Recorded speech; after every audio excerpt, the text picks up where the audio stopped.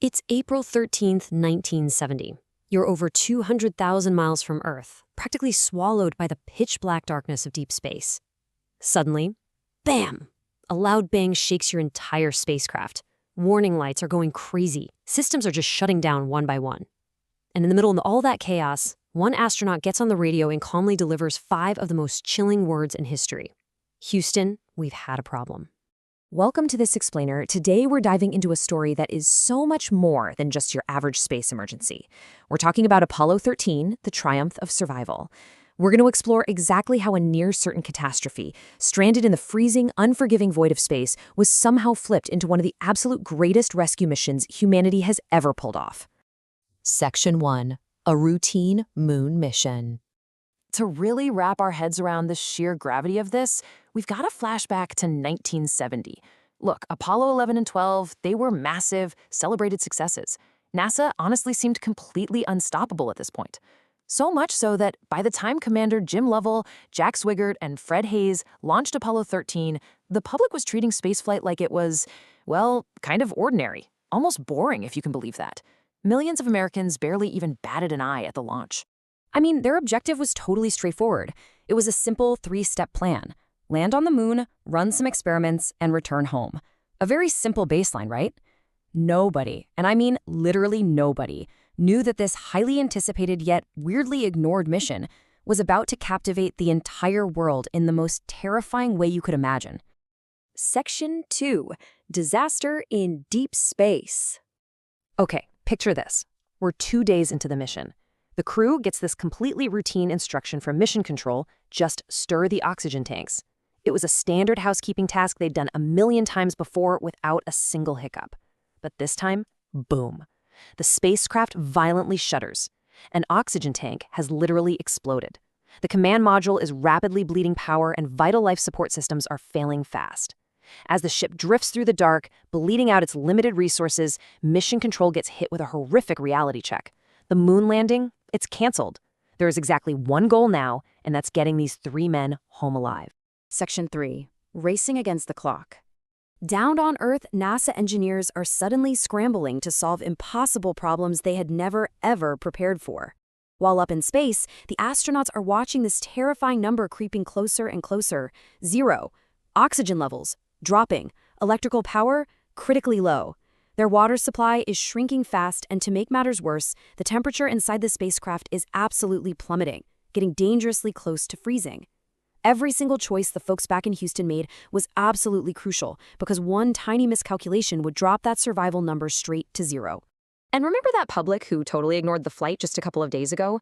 Well, now they are completely glued to it. Millions of people are watching in absolute suspense. TV networks are actually interrupting their regular programming just to broadcast emergency coverage. Newspapers are churning out constant minute-by-minute updates. The entire country, honestly the whole world, was holding its collective breath, watching this incredible high-stakes survival thriller play out in real time. Section 4. The carbon dioxide crisis. So, as if freezing in the pitch dark with practically 0 power wasn't bad enough, another incredibly deadly issue pops up. Carbon dioxide levels inside the cramped lunar module are rising dangerously fast. If they don't fix this, the astronauts are going to suffocate long before they even get close to Earth. Now here's the crazy part. The crew actually had replacement filters to scrub the air, but NASA engineers were hit with this absurd, intensely claustrophobic challenge. They had to figure out how to force a square replacement filter to fit perfectly into a round opening. It is literally the definition of fitting a square peg into a round hole, except this time 3 lives are on the line. So what's the solution? You hack it together using only what's already floating around the cabin. We're talking duct tape, some plastic bags, and cardboard. That's it. Engineers on the ground desperately rushed these totally improvised instructions up to the freezing, exhausted crew. And you know what? Against all odds, this totally hacked-together contraption actually worked. The carbon dioxide levels finally started to drop, saving them from suffocating. But man, the mission was still so far from over. Section 5. The long journey home. The badly battered spacecraft is now making its slow, incredibly treacherous crawl back to Earth. But there was this one massive, terrifying question still hanging over everyone's heads. Did the heat shield survive that initial blast? Think about it. If that shield got cracked or damaged during the oxygen tank explosion, the capsule would literally burn to a crisp the second it hit the Earth's atmosphere. It was the ultimate, completely inescapable test. As Apollo 13 finally slams into the atmosphere, it gets swallowed up by a wall of superheated plasma, which totally severs all communications. 1 minute goes by. Nothing. 2 minutes. Just dead static. By the time 3 minutes roll around, wow, the silence just feels endless. Every single second stretches out as Mission Control just sits there, completely helpless, waiting for any sign of life, just wondering if their friends survived the fire. And then finally, a crackle on the radio, a signal. The parachutes deploy beautifully, and Apollo 13 makes a safe splashdown right in the middle of the Pacific Ocean. It's just unbelievable. Against literally all odds, surviving a deep space explosion, freezing temps, toxic carbon dioxide, every single crew member made it back home alive. You know, Apollo 13 never actually landed on the moon, yet so many people consider it to be NASA's absolute finest hour.